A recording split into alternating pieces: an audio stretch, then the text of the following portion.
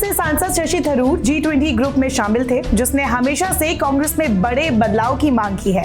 शशि थरूर ने party president का election लड़ा था, लेकिन खरगे से भारी वोटों के अंतर से हारे थे। खैर, अब जब CWC चुनाव की चर्चा है तो शशि थरूर की राय मायने रखती है। क्या वो CWC के लिए चुनाव लड़ेंगे?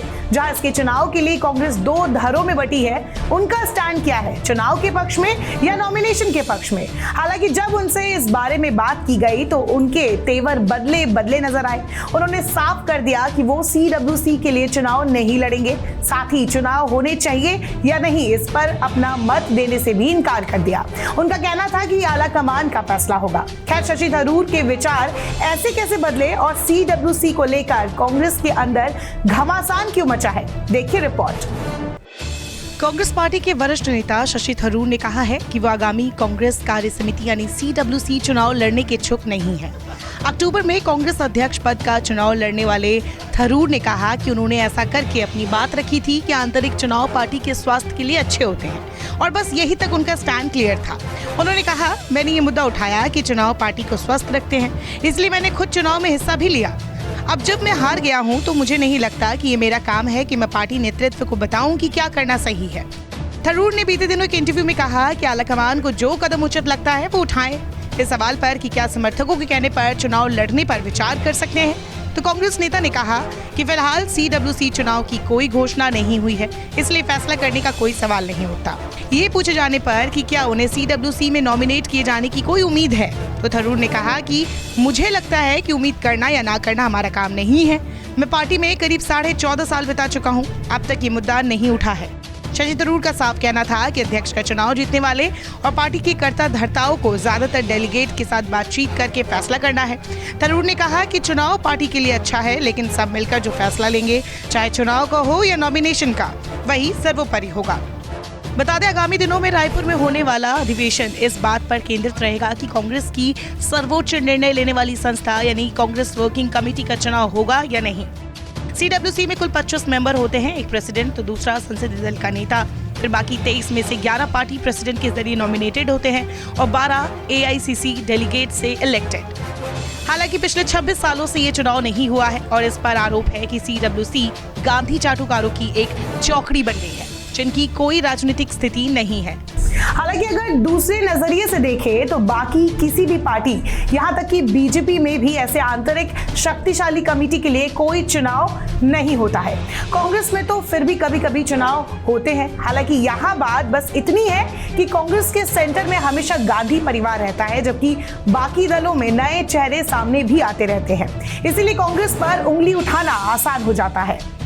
फिलहाल ये अटकलें लगाई जा रही है कि क्या CWC की कुछ सीटों के लिए चुनाव होंगे या अध्यक्ष सभी सदस्यों को मनोनीत करने के लिए अधिकृत होंगे। ये भी माना जा रहा है कि पार्टी के संविधान में संशोधन कर राहुल गांधी, सोनिया गांधी और पूर्व प्रधानमंत्री मनमोहन सिंह के लिए सीट स्थायी कर दी जाए।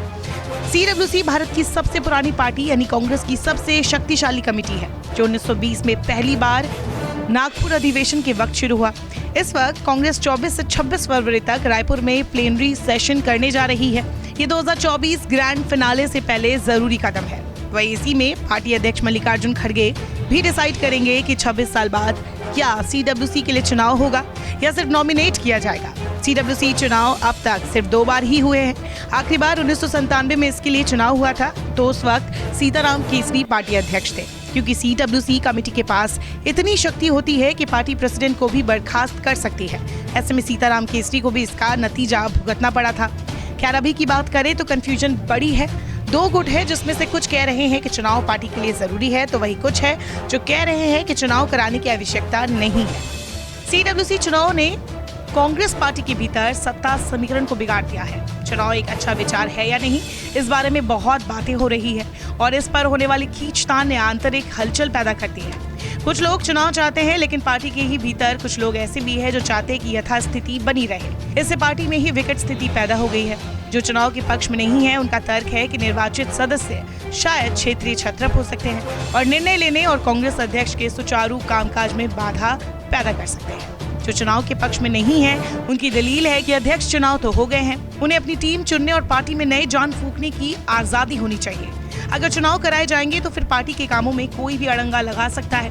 खास बात यह है कि खरगे पहले ही सोनिया गांधी, राहुल गांधी और प्रियंका गांधी वाड्रा से दबे होने के आरोप झेल रहे हैं। ऐसे में सीडब्ल्यूसी उनकी मुसीबत बढ़ा सकता है। वही सीडब्ल्यूसी चुनाव चाहने वालों का कहना है कि राहुल गांधी की इच्छा है और विरोध करने वाले राहुल का मजाक उड़ा रहे हैं। इनका मानना है कि ऐसे नेता है जो एक भी वोट नहीं जीत सकते, उनका कोई स्टैंड नहीं है, कार्यकर्ताओं का फोन नहीं उठाते, कार्यकर्ताओं से नहीं मिलते, उन्हें बार बार नामांकित किया गया है, वे अपना पद जाने नहीं देना चाहते हैं, वे आनंद ले रहे हैं, इसीलिए वो राहुल गांधी की इच्छा के खिलाफ काम करने की कोशिश कर रहे हैं। कांग्रेस की 3 दिन की मीटिंग ऐसे समय हो रही है जब मध्य प्रदेश, कर्नाटक, राजस्थान और छत्तीसगढ़ जैसे अहम 6 राज्यों के विधानसभा चुनाव नजदीक है और अगले साल लोकसभा चुनाव भी होने हैं। ऐसे में कांग्रेस अध्यक्ष मल्लिकार्जुन खड़गे क्या सीडब्ल्यूसी के लिए चुनाव कराने का जोखिम भरा फैसला लेंगे?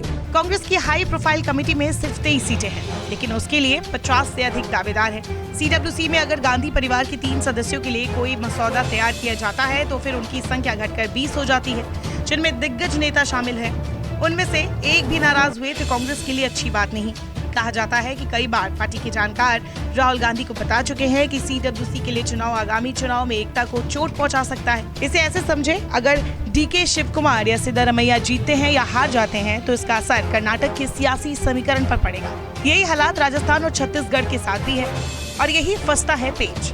खड़गे की टीम 23 में कौन होगा? क्या राहुल गांधी के कई वफादार होंगे? क्या नामांकन सूची में नए चेहरे होंगे या दिग्गज होंगे या कांग्रेस अध्यक्ष द्वारा चुने गए होंगे? ये ऐसे सवाल है जो आने वाले दिनों में पार्टी में सत्ता के खेल को परिभाषित करेंगे।